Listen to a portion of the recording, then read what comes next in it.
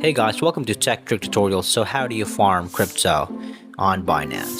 So first and foremost, you're going to need to be selecting a farming pool. So choose a farming pool on Binance where you could want to stake your crypto asset pools. Okay, so deposit crypto asset, transfer your chosen crypto asset into the farming pool. Ensure you have any understanding of this topic, okay, like the minimum at least. And earn rewards by staking basically your crypto assets in the pool. You can earn rewards from the additional tokens or trading fees depending on the pool's structure.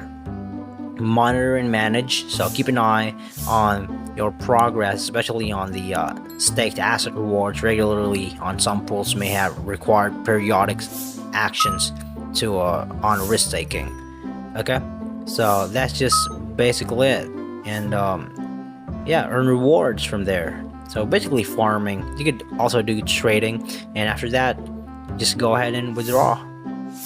Go ahead when after that withdrawal is the last part. So thank you so much for watching Tech Trick Tutorials, and you guys have a nice day.